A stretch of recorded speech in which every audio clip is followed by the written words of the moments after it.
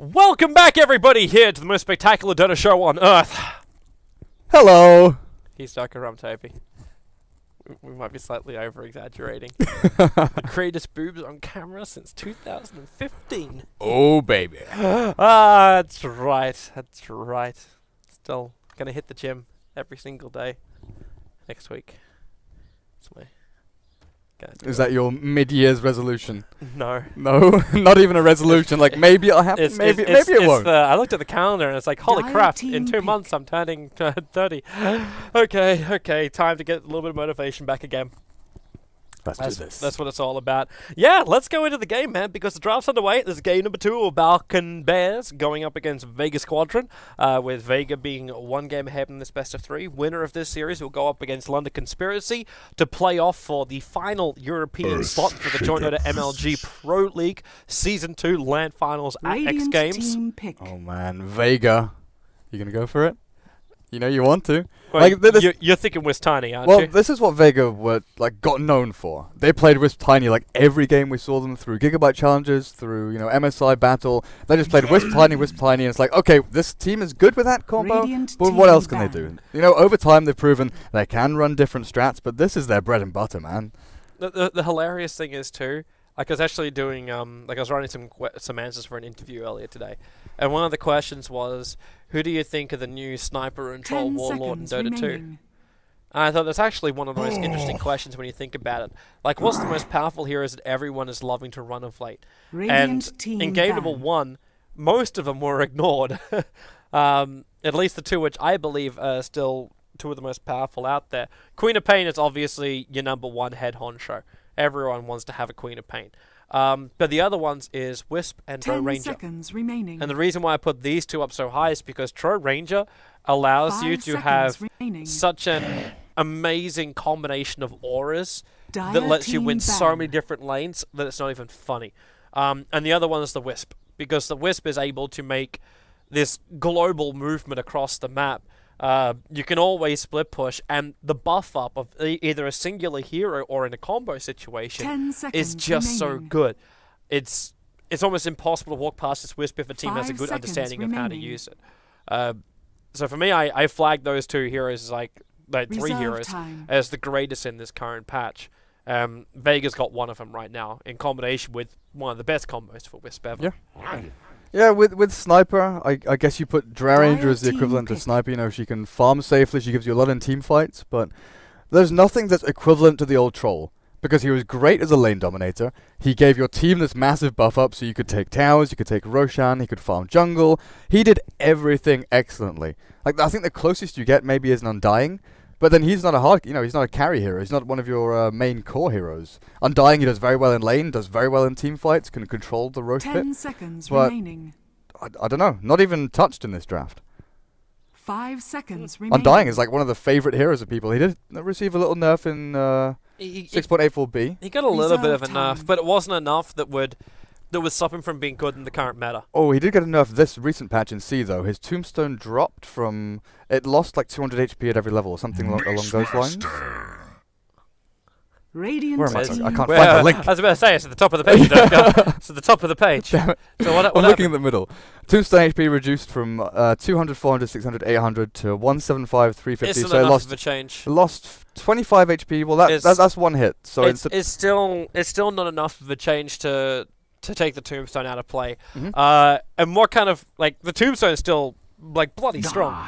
But it's in combination with something like a Soul Rip, you can always keep the Tombstone alive if that's what you want to try and focus on. And Decay is the lane dominance tool. You know, you just spam it out onto multiple heroes, and all of a sudden he's hitting for like 150 damage at level 1. It's like, what are you doing? Yeah. And it's up against a hero who normally would have 700 HP, but now is down to 300, 350. So, yeah, it's mechanically just a well-suited hero to the current meta at the moment. So no matter how much they try and nerf him, you'd have to make a lot more 10 seconds remaining. A heavier nerf than what they've nerfed there. Okay, so Beastmaster, Visage, and Earthshaker.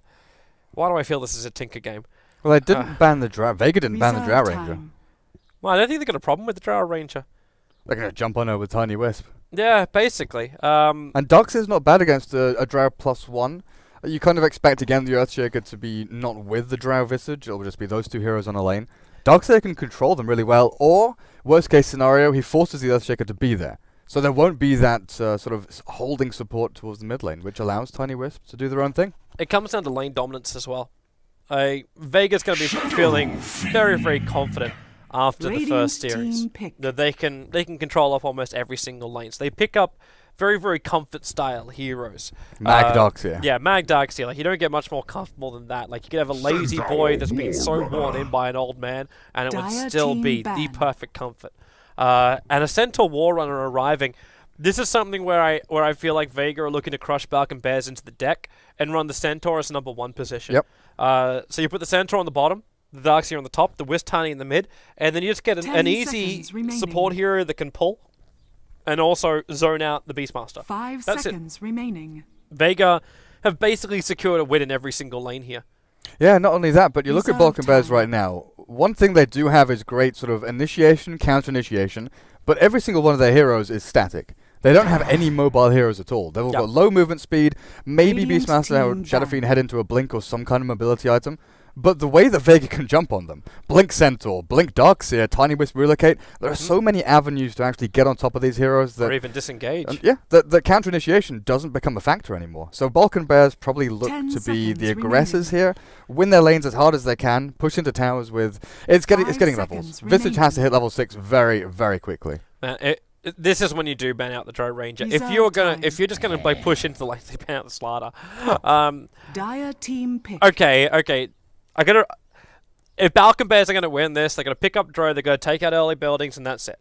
Like, that's really what it comes down to. You get a massive economical advantage, and you just take the game from there. Let the Visage Burst do the split push. But if Vega now are just like, well, we're banning out the Slider because we think the only way they can get back into this game is by running some level of aggro try, which is like Earthshaker, Visage, and Slider together, then 10 seconds remaining. They ban out the Slider and just feel then a lot safer in their lanes. They want to force the 5 seconds Beastmaster into remaining. this offlane role. I don't... It could just be such a mess. Time. Such a mess. I'd almost actually hope that this Earthshaker is a core role at the moment. So run him as a core offlane and run the Beastmaster. No, actually, then you don't have enough stunts. Gets messy. Yeah, it really is. Like, I'm trying to work out right now how Balkan Bears can actually win their laning phase to a point that they can win the game.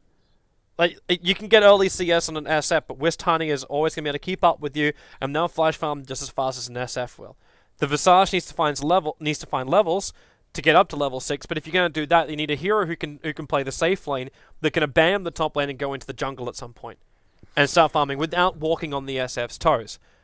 And then your Beastmaster needs to be able to find space on the off lane, but Vega's still got one more support hero that can probably just zone him out. I think so far the 4 heroes from Balkan Bears, you know, ignoring Vega's draft, it's well-rounded. You know, they've got a lot of magical damage, a lot of physical damage, but what do they want to go for further? And the Luna, you know, it allows them to push a little heavier. The Witch Doctor, oh boy, I like that. Perfect. Yeah. Absolutely perfect hero to pick up here.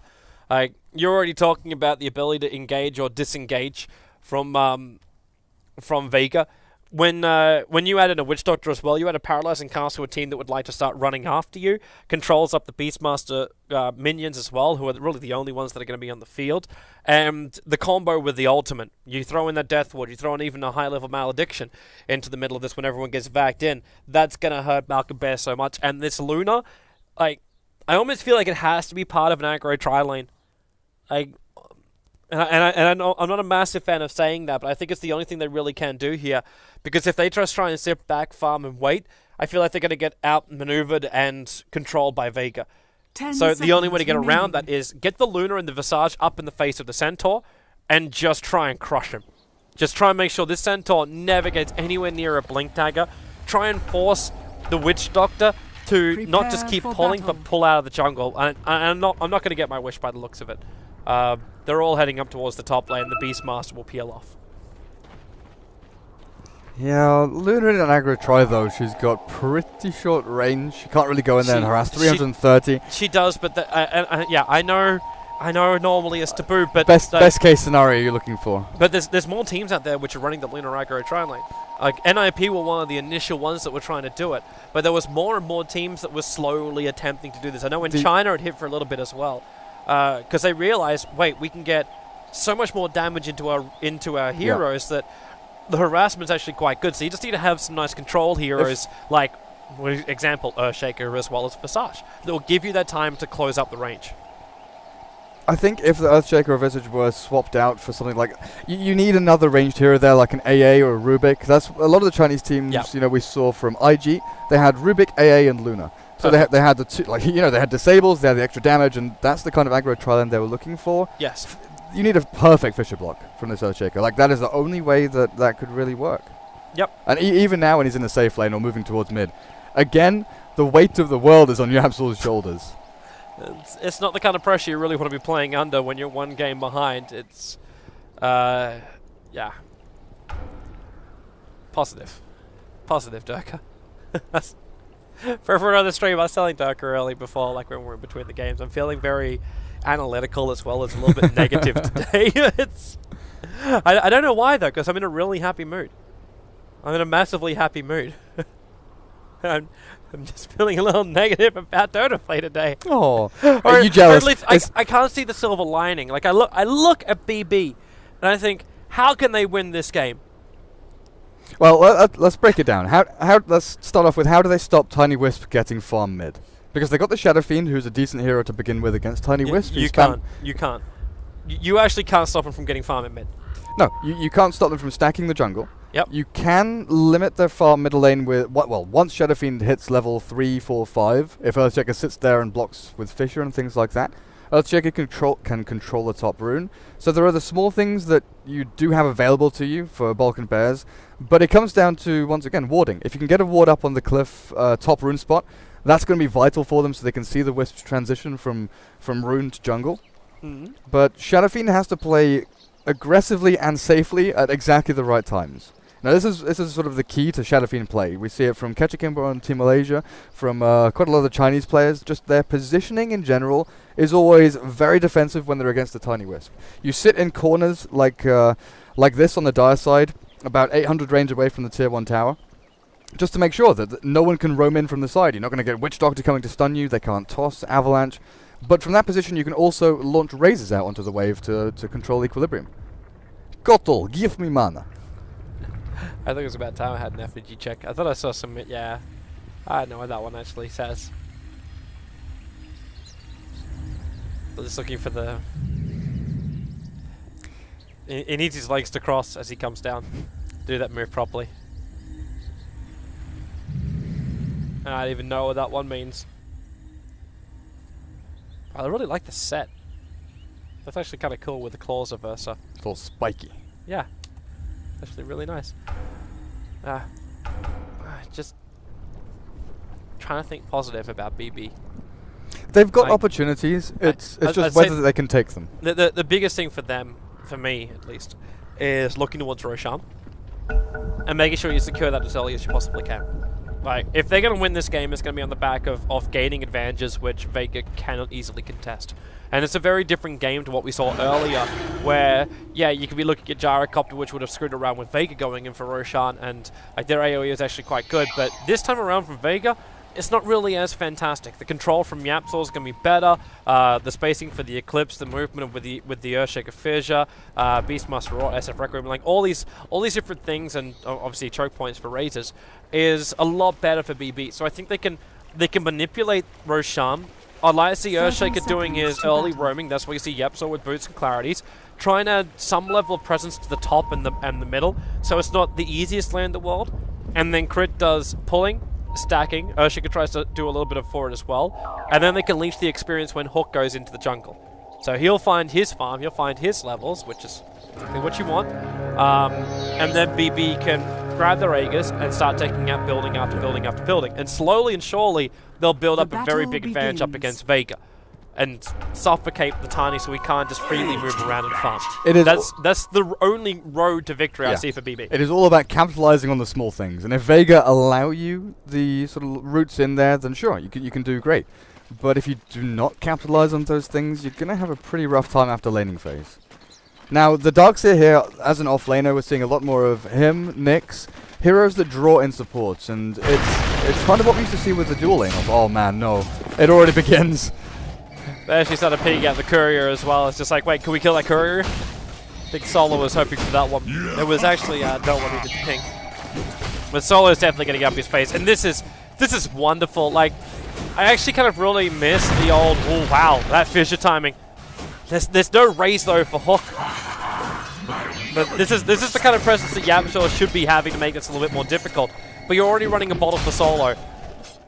Do you remember the double bottle strat? This used to be run by Era and Notel when they played together back in Fnatic. And it was basically one ran in, did as much damage as they possibly could. Then the other one would run in, take as much damage and do as much damage as they could, and then they'd just bottle themselves back up. And when the time came, you split yourself up and control both routes. That was like an old Hon thing. Just get bottled. Oh, Solo. In his Tether available? That's too greedy. That's too greedy. They should have known that YapzOr was still hanging around here, and they get punished badly. And there's the little things. First movement in from YapzOr, he's sitting around middle lane. Okay, he's not being able to stack or anything like that, but shutting down Tiny Wisp early. It's great. Darkseer, how did they kill him up on top though? Well, that shutdown lasted long. Hook's dead. Wisp Spirit Balls are going to do the job, but he just came in close enough to get that Avalanche Toss combo off. There's only a 1-1 combo, but SF is a very fragile hero. No, but look at the clock. YapzOr was on his way to go and stack, and that's why he wasn't there for the Fissure. He had to walk back in, started the animation, cancelled it, and then Hook got caught out. So a little bit of miscommunication there, or not really sort of noticing, oh look, it's stacking time. Earthshaker was doing the right thing, heading off to build up bank in the jungle for the Shadow Fiends, but it's, one step out of place. And this is what I was saying about the SF mid. You have to be very aware of your position. Yeah. Right now, Hook coming in very, very close, and you can see already, Avalanche, he's still, actually now he's got Toss of Valve. He didn't have the mana to start with, but they're throwing back so far, the Solo's balls can go to work, but the raises from Hook, they're going to be enough, and the physical damage of no one is not enough. YapzOr's trying to block him up here. He does not have enough mana. There's no stick charges available because he doesn't own a stick. So he'll end up just moving back. While Mag on the top lane looks like he's about to die. No soul assumption. Crit went for the grave to start with, and they're going to put Mag into the corner. Crit takes the aggro from the creep wave from the tower, and Ixis is sort of trapped in here. He'll take 3 tower hits, and he should be fine. He's also got salve, so he'll probably salve himself up after this creep wave. Yeah. That's a good kill. BB able to get a kill on the off laner. It's Wisp dying twice in the mid, which isn't terrific for a Wisp, but is better than having Tiny die. They've also not forced the Earthshaker towards the top lane, so they have done a lot of work with his Visage and Luna. The fact they've got that aura up to 1-2 in Lucent Beam. I guess they must have used it as he was trying to surge away. Big damage now, Mag. Sticking around. He's got Surge. He's getting out of here. He's trying to stay close. Oh, wow. Didn't realize there's that many charges built up by Crit. Goodbye, Darkseer. Darkseer really needed that level 3, though. Like, he needed the second level Iron Shell. He's had no presence in that top lane just because the damage isn't there. The other side of the coin, the Coon down the bot lane. Beastmaster doing a pretty damn good job. 700 gold plus his boots. So he could buy himself a soaring shortly. Fissure. Interesting. Yeah. Not catching Seema. Is trying to lock Seema into the corner here, but now the Paralyzing Cast doesn't bounce, but he got the Malediction off. So Hoof Stomp into Double Edge, and Beastmaster, okay, doesn't want to use Double Edge, not while the Shadow Fiend's here. He'll take too much damage, so he already understands the fact that this Witch Doctor is dead. The Fissure again with the Boar slowdown, and the Balkan Bears, they're starting to really gain a lot of momentum with their lineup. Primarily because Vega's given them the space to do so. It's the little things. Wisp hasn't been stacking. Darkseer has now ditched that top lane. He's heading into the jungle, but with the creep wave... No, the creep is not even pushing in. He's heading back up to top. Huh. Things are going fine for BB. This game's a lot closer than I was expecting it to be. A lot closer. But it's not a victory for BB yet. Like, yes, there's 6-1 on the board. We're 5 minutes in. But still look at where the money is. I'm still looking at a Tiny who's sitting just below the net worth of the SF. And he's also with a combination of a Wisp. So this cannot be underestimated at all. You've then got a Centaur who's got Tranquil Boots up and running. He's walking around with 1700 net worth. So the next logical place for him to go is... Actually, there's going to be something else coming on the crew, right? No, actually. I thought he had something more than that. Nope.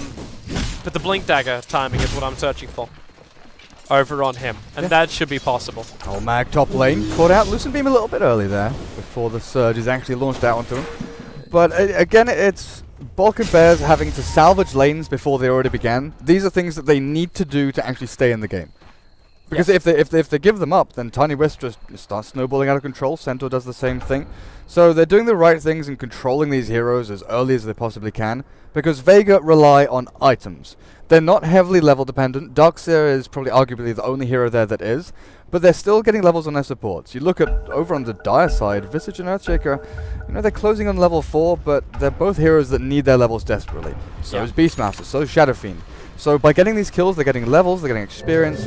The gold that they're getting, it's good, but it's not as necessary as what Vega's gold income is. They're finally get rid of this Radiant Observer Ward.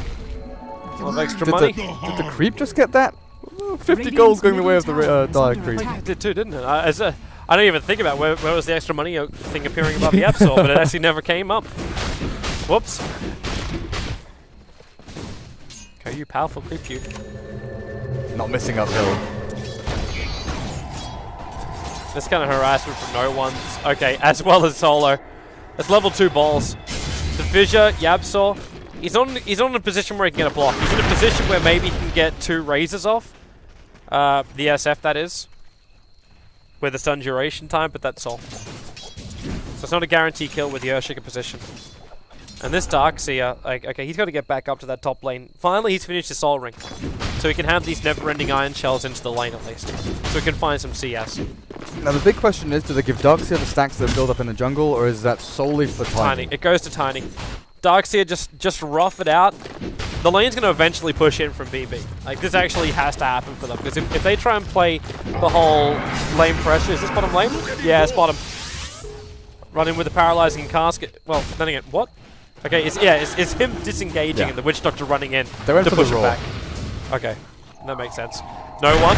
Avalanche him. That's still too much damage. Yapsol looking for the stomp. The toss up. Hook's going to go down. Solo bottle charging up quickly and no one's getting more. He's going to toss up in 3 seconds time. So they use the Spirits to attack into Yapsol and this should be a kill. They'll find him up a little bit further but no one. Too late in the turnaround. He'll toss the Visage on top of the Earthshaker. This is actually the better way this could have ended up. Especially when Parcher comes in for the double edge. Toss again in 1 second time and he'll throw in fact killing him with his own paw. And a triple kill for Tiny. The money galore will arrive for him, but he got the solo experience after the Wisp died. Visage had no mana for Soul Assumption. That one Grave Chill he used on the Tiny to slow him down and try and save the Earthshaker, his undoing in the end. Because one Soul Assumption there with full charges onto no one, onto Pasha, onto either of those two relatively tanky strength heroes would have killed him. This is actually really this is when the dream starts to crumble. Yeah, really, for BB. Because now they're going to get worried. Now they're going to get worried. Okay, so Parsh is getting involved in fights. He's getting a Blink Dagger at roughly the 10-minute mark. You got a Tiny who you've now got Droms as well as Treads on. 8 minutes and he's still got another 800 gold. So you don't just have a raw Aghanims Tiny, it's a tanky fighting Tiny when he hits the Aghanims. And then your Darkseer is actually causing more problems now for the Luna, primarily because the Luna's having to get too close to the Iron Shells. She's burning life.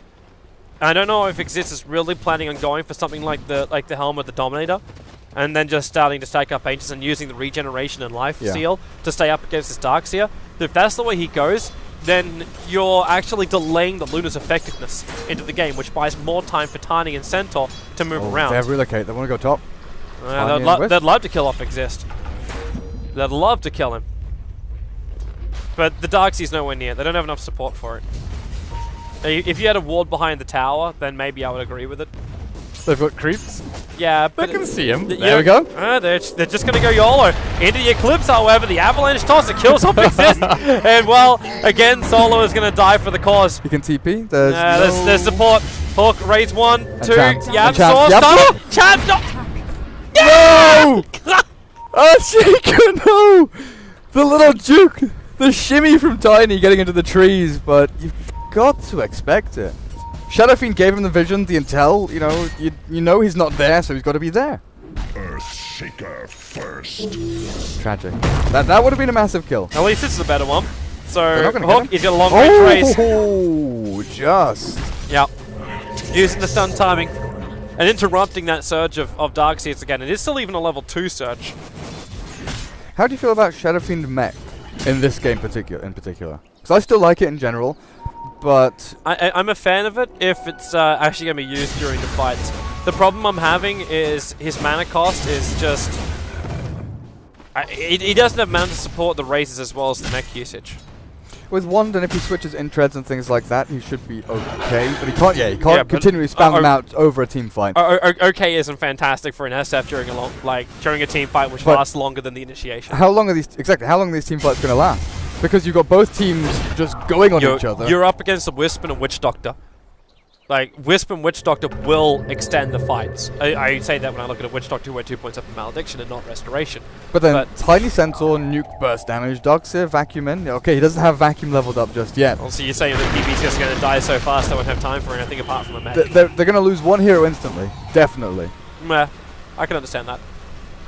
I guess it depends on... If they kill the Shadow Fiend instantly, then mech is, a completely worthless item. Exist is dead. Exist is so dead. Centaur jumping, looking for any extra damage. The Death Ward as well. Yapsaw can't come out of the trees enough to come in range of that. Chris now going to arrive, but Paralyzing Cast Boss Malediction's going to be here, plus the relocate. Mag locking Yapsaw in the tree lines, and they're splitting themselves up. So the toss over, Yapsaw, the Avalanche, well off target. The Rage is kicking in into the Requiem too, but no one just tanks the entire thing. Solo is out of bottle charges, and he only had 1 second left on the relocate, but no one with the Iron Shell on him. He's finding all that extra damage to ensure the kill. The Death ulti is in fact going to explode the poor little Witch Doctor, but it's the Darkseer who gets the kill because of the Iron Shell on Tiny, which bugs out when you appear to grow. But a great fight for Vega. He's leaving a trail of Iron Shells everywhere. Who's tipping in? Is that Luna? Does she have a clip? 4 seconds. We'll get the tower deny as well. It wasn't bad. Like, a drum charge was blown by the Tiny. You fortify the tower so you get the denial, so that's not bad. And she is actually now going in for that helm with the Dominator. I would be very concerned about this Ancient stack. Primarily because of the build, which is also out from the Luna. Because you're stacking it up, but you need at least 2 points up in the glaives to clean it out. You can't just have one. It won't be enough. And if she dies here, she's staying in the fog. No one in solo looking for these jungle camps. Mid's the place. So they're checking stacks. Yeah, they're checking to see what the SF's going to farm up and if they can steal it. If they can't, they just come for a kill. And look who's there. Look who's turned up. Hook just goes in for the creep camp. No idea. Completely oblivious that Tiny Wisp has walked through his own jungle. Tiny Wisp is also oblivious of them. Yeah. Because they left their Observer Ward in the jungle, but it's very, very... I say shallow for this point of the game that Vega's in. Like a normal 12-13 minute ward, yeah, it's fine. But you've already taken out the tier 1 tower in the top lane, and the tier 2 tower won't survive much longer. Is that 900 gold on flags for Tiny? Looking at a 14-minute Aghanim Scepter. That's just disgusting. That really is just absolutely disgusting. Like, Wisp has struggled a little bit. Witch Doctor running around with treads. They don't... Dude, again, Solo is 156, but he's done exactly what he needed to do. He's carrying the water for the team. Quite literally, the bottle. Well, yeah, they've got 2 cores in the Tiny Centaur who are item dependent. Darkseer has got his levels. He's level 7 now. Start getting into vacuum. He's actually gone 1 point in wall. Darkseer? Yeah, no point in vacuum just yet. What level it? Really? He's level 7, yeah. 4 an Iron Shell, which now, with the lower cooldown, you can just spam them out. It's obviously useful against a low-range hero like Luna. 2 in Surge is normal and always has been throughout the patches, but the 1 in Wall of the Replica, I guess you're assuming that Cask, Stomp, Double Edge, Avalanche, everything's going to lock people down long enough that you don't need a vacuum. The Wall of Replica is great against, the aura heroes that BB has. Was there a buff up? I feel like the wall damage was actually upgraded. In the last patch, not the one that came out today. There was something that was changed on Darkseer. I remember that. But I don't remember exactly what it was. Because that could justify it a little bit more, because previously the wall was only leveled up when you're looking to cause a level of chaos or at least fear during the team fights. Until that point that you wanted to wait until you had level 11. You wanted to go a 4-4-2 build and then start putting points into the wall. But if you think about it, if he gets... Sorry, level 13. If he gets one illusion of one of Balkan Bear's cores, the Luna, the Beastmaster, or the Shadow Fiend, he's going to get, okay, it's level 1 in Inner Beast, level 1 in Presence of the Dark Lord, but it's still auras that they shouldn't normally have. So he's going to get those auras and buff up the Tiny even more. Well worth it. Beastmasters. Okay, they've got a bugged out creep here. Where are we looking? What the hell are you doing? The Thunder Lizard is trying to play more like a bit of a... Just put your head in the stand. He's an ostrich, really. He's been sent to the naughty corner. He didn't stack. He didn't stack properly. So it's like, didn't stack the chairs properly. Sorry, the teacher says you're not allowed to be here anymore. Okay, where is this on? Nowhere. I don't know. Absolutely nowhere. I You've think Pasha got got two farming in the jungle. He wasn't even near anyone. Maybe he's worried the Beastmaster would roar him. Yeah. But that means he is very insecure in all things in life. Well, when you're so spread thinly across the map, you know, Seema stacking Ancients, Mag is not going to be able to TP down there and do too much to help out and counter-initiate.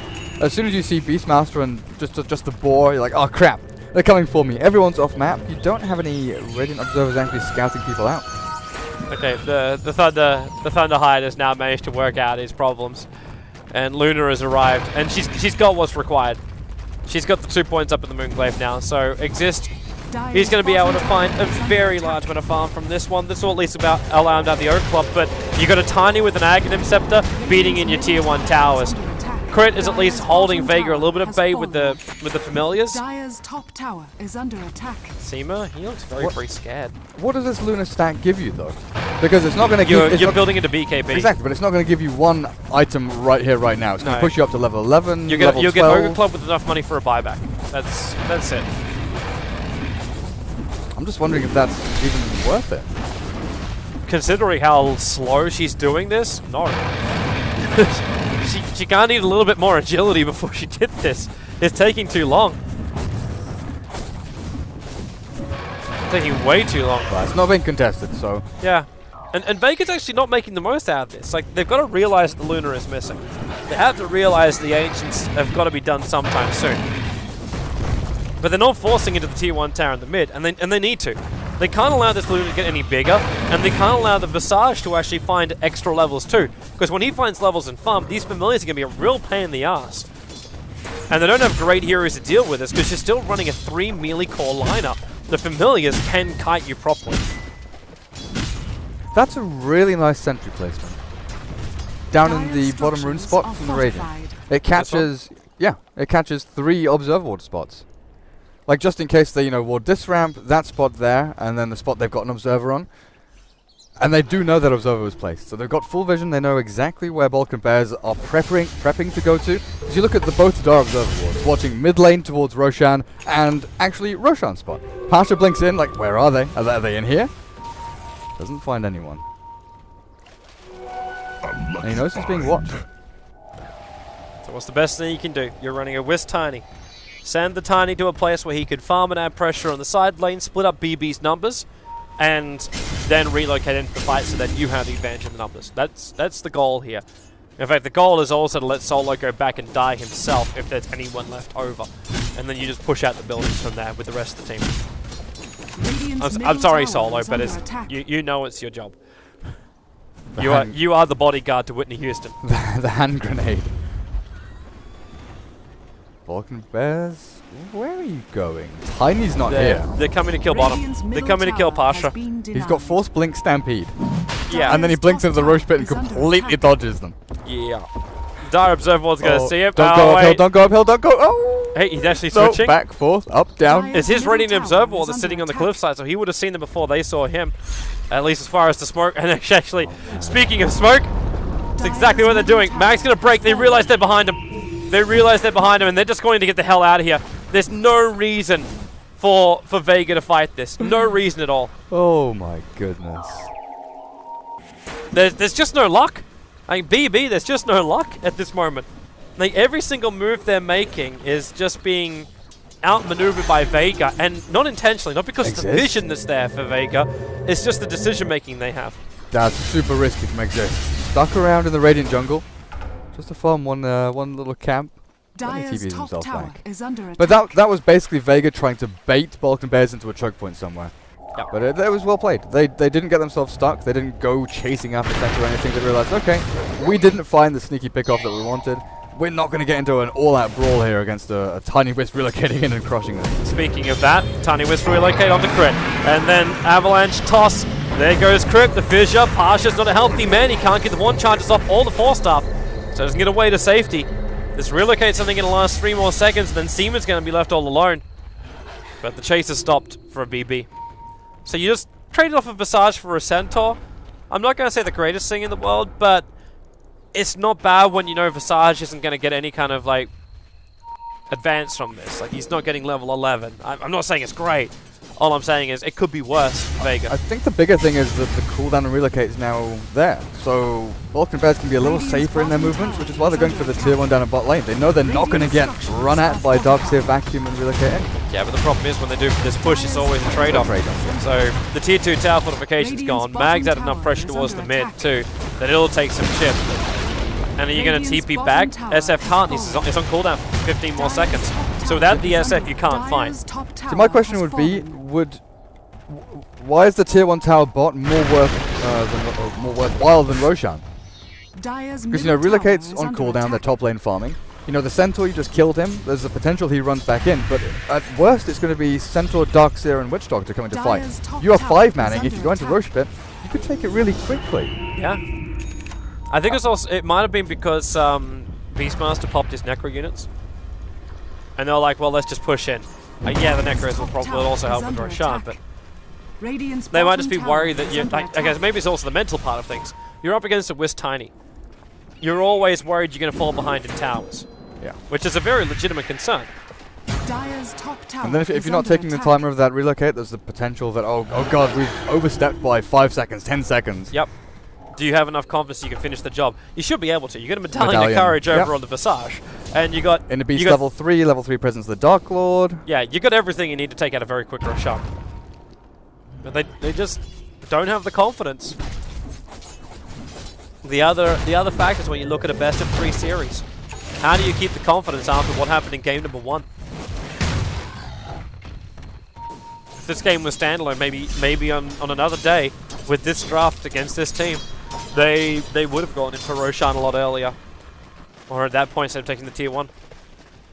Well, they've got double BKB now, Balkan Bears, Shadow Fiend and Luna. Yapzor is 600 gold away from his Blink Dagger. It's hard to give him some farm. Your problem you're having is your BKBs aren't going to stop anything. So, yeah, you put the BKBs down, but the Tiny's getting to a point right now that his physical damage is going to supersede any magical damage, burst damage he's looking for. Seema's ulti with this Witch Doctor is still physical damage. The Death Ward is still physical damage. And you're still going to get the instant pop. You know, you're going to jump in, kill someone before they get their BKBs off. Yeah. Which is your problem. Hawk, what are you doing? There goes your BKB, and no one doesn't care. In fact, he just tosses Hook into it, over towards the Beastmaster, which allows for the Paralyzing Casket to work into the Death Ward. There goes your Beastmaster down. Your Eclipse might be going off too, but it's hitting on almost nothing. And Tiny's BKB is protecting him, trying to man mode up against Exist. Lets the Aegis Immortal pop. But they're fine with this. Crits on the way out here. Pasha right behind him. Double edge to ensure the kill. That's 3 euros down. A very quick relocate up by Solo. Exist will drop. And this is a great use of the Aegis the Immortal. They understand that they need to burn it to gain an extra advantage in the laning phase. And that's exactly what they do. And Yapzor, napping on the bottom. That's a full genocide. He just wanted his Blink Dagger. That's all he wanted, Toby, was you can't have it, Durka. A little bit more gold. You can't have it. Go to your room with no Blink Dagger or dinner. Follow the example of that Thunder Lizard. Go sit in the corner. This is brutal again. Creep waves don't survive long, and you're tiny. This is the other downside about what you're talking about before. You take out a tier 1 tower in the bottom lane. What does it really achieve you? Tiny, after one team fight, can take out 2 towers and Jamili, and Jamili racks. And that took him a grand total of, I think that was even a minute. That might have actually been 45 seconds. And imagine if the roles were reversed. If they didn't go with that tier 1 to bot, they went for Roshan. Tiny doesn't get it. They don't win that team fight as convincingly. Maybe they still win it, but it becomes a lot closer for Balkan Bears. So we're falling into judging from an armchair now, aren't we? Well, the thing, like, it's obviously capped in hindsight, but it's like we said very early on. They did all the little things right in the first 10 minutes. They made these small moves. They got themselves the laning advantage that they needed. They stopped Tiny Wisp from crushing the lanes. Hook's dead. But then, where is he? Oh boy. He could BKB and TP and survive. Can't with Toss. Toss goes through BKB if he has a target to throw him to. True. So he needs... he's fine. Good timing. Yeah. I'll check the trees, but he's gone. this bottom lane now, like, all Vega have to do is keep Wistani down here, move the other 3 players up to the top, and push. That's really all they have to do to win. Because you just relocate in, take the fights, aggressive observer wars to go down, which you've already got one of them down, and this sentry ward's out of position for it. They're looking a little bit further up. I'm hearing a BKB. It's actually the Luna who went for it. Now you forced up and blink daggered from Pasha. His blink is 2 seconds off cooldown and then a TP away. The Vision will connect. The Hawk's coming up, so they keep the Vision on him. He'll blink further in, start the TP, but the familiar drop down. Here they come. And Pasha trapped here. But meanwhile, in Rome, the bottom lane's been completely mobbed up. Pasha is taking forever to kill him. He actually just dodged the axes with the Force Staff. He's locked in the corner, and he won't have time for this. They'll kill off Dire Courier. Actually, no, that's the Radiant Courier coming in. Dire Courier is still back at base, but they finish at the bottom lane anyway. For the amount of time that was wasted, they're still worth it. Pasha went for the full-on bait. He jumped onto Exist. He knew that there were multiple heroes in the Dire jungle. He went on the Luna, stunned, forced the BKB initially. So that's BKB charged down to what, 8 seconds now for the Luna? 8 seconds. So that's gone down. Forced 5 heroes. Oh, crit. Yeah, the toss does not land on him. Now the stuns from the familiars, they're still chasing. Oh, they'll find him in the trees though. The Vac from Mag will ensure the kill. And then a relocate, they come back to mid. The BKB very quickly up from the Tiny. You'll get roared, so the BKB will drop in its duration, now down to 8 seconds. But if BB try and push this a little hard, okay, that's an okay position, but Solo's able to tether away before the familiars. Actually, they didn't have drop, so they couldn't even control them. Mag has done almost nothing but farm this game. This Darkseer was level 2, 5 minutes in, and completely demolished. Now he's got Shiva's Guard finished. He is verging on unkillable. Shiva's and his Glimmer Cape with a mech, there's very little they can do to take him down, so he can go for a blink next and just run into 5. Even with the magical damage, do they have anything? Like, can they actually kill him? Roar and then Requiem? Like, what does Hook have? Mech, BKB, and what? Going into Skadi. I don't think they have the damage. Yeah, I don't think they do either. Just to kill off the Darkseer. Like, he's walking around with 29 armor. Let alone what happens when you start being resisted as well as Invis. And he's got the mech charge on top of all of that. They need to roar, chain stun with the fish and the familiar damage. And this is, you have to do it all before Solid's going to relocate in with a Tiny who's gotten a full Assault Cuirass up. And welcome to the mid-fight. They have to relocate in right now and come in. They're coming in right behind the middle of the fight too. They're going to come in, and there's your back into the 3-man wall. In for the Death Water. And Zima, it's the Aghanims upgrade. It's over, Durka. They've been completely wiped. No one is being right behind it. There goes your Avalanche. Hook's on the river. He can't hit either of these races, but it won't matter because now they just go mid. They just go mid, they take tier 2, tier 3 and racks. No one on top of the cliff there running back and forth like, I just want to toss him.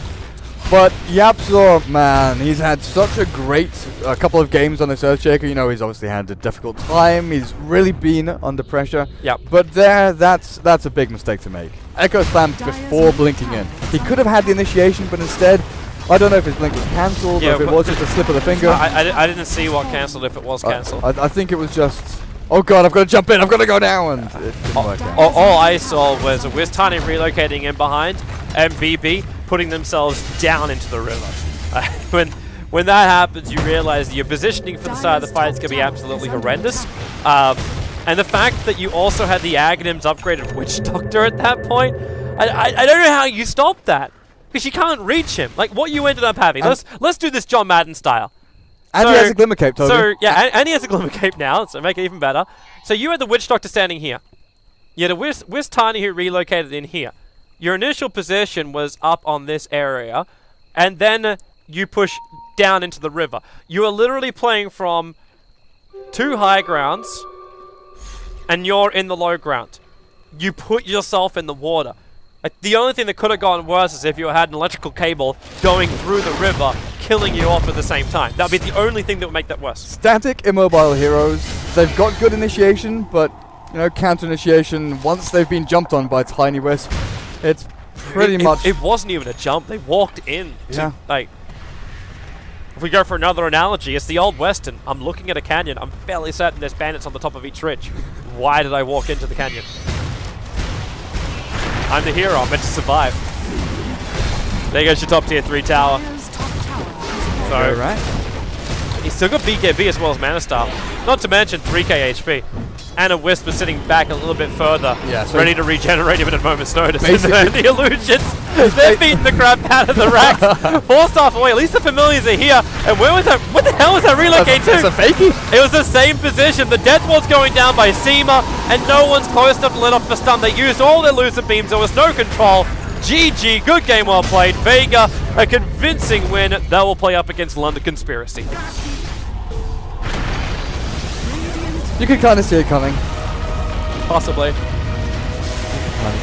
Laning wise, you know, Balkan Bears put up a good show. They did a lot better than in game 1. But Vega, polished product, Tiny Wisp, one of their old standards. You know, they know how to work this. They know what they're doing. Well, that's going to wrap up this game for now, and we'll get to go to a break, so stay tuned. I believe the next game is meant to start directly after, so if London Conspiracy is ready and Vega is ready, we'll be able to go directly in. But not before 20 CST, I believe. Not before 20 EST. So we might have half an hour. Okay, well, grab yourself a beverage, keep your eyes on the live stream, and we'll see you all back here for our lower bracket final. Vega going up against London Conspiracy. The winner will travel to Austin, Texas for X Games.